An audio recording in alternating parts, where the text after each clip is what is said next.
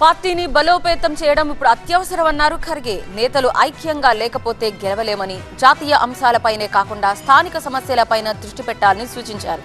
అవసరమైతే కఠిన నిర్ణయాలు కూడా తీసుకోవాలన్నారు. మహారాష్ట్ర ఓటమిపై త్వరలో సబ్ కమిటీ ఏర్పాటు చేయాలని సిడబ్ల్యూసీ డిసైడ్ చేసింది.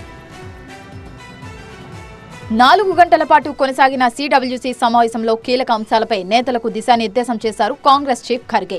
నేతల పరస్పర విరుద్ధ ప్రకటనలతో పార్టీకి నష్టం జరుగుతుందన్నారు. ఎన్నికల్లో ఐక్యంగా పోరాడితే తప్ప ప్రత్యర్థులను రాజకీయంగా ఓడించలేమన్నారు. ఎన్నికల వాతావరణం పార్టీకి అనుకూలంగానే ఉన్నప్పటికీ సద్వినియోగం చేసుకోలేకపోయామన్నారు. పార్టీని బలోపేతం చేయడం ఇప్పుడు అత్యవసరమన్నారు. ఎన్నికలు జరగనున్న రాష్ట్రాల్లో స్థానిక సమస్యలపై ఫోకస్ పెట్టి ప్రచార వ్యూహాన్ని రూపొందించడం చాలా ముఖ్యమన్నారు. కనీసం ఏడాది ముందుగానే ఎన్నికల సన్నాహాలు ప్రారంభించాలని తాజా ఫలితాలు సూచిస్తున్నాయన్నారు.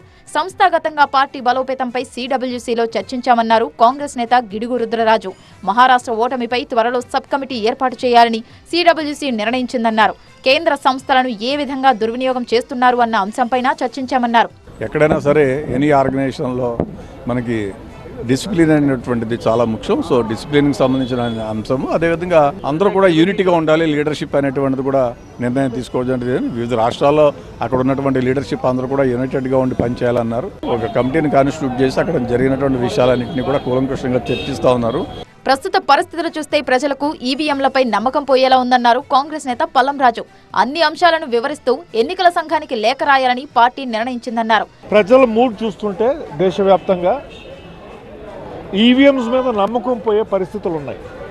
అయితే ఒకవేళ తిరిగి ఎలక్టరల్ ప్రాసెస్ మీద కాన్ఫిడెన్స్ కలిగించాలంటే వాళ్ళు ఏ బటన్ నొక్కుతున్నారో వాళ్ళు అనుకున్న పార్టీకి పడుతుందనేది ఏ విధంగా చేస్తారో అనేది తప్పకుండా ఆలోచించి వివిప్యాట్ స్లిప్ వాళ్ళకి ఇచ్చి అది బ్యాలెట్ బాక్స్లో వేసి EVM Tally VVPAT Tally match అయ్యేలా చూడాలని కూడా ఒక ఆలోచన. పాత పద్ధతులను అనుసరించడం ద్వారా ఎన్నికల్లో గెలవలేమన్నారు ఖర్గే. ఎన్నికల ఫలితాల నుంచి పాఠాలు నేర్చుకొని ముందుకు సాగాలని, అవసరమైతే కఠిన నిర్ణయాలు కూడా తీసుకోవాలని సూచించారు.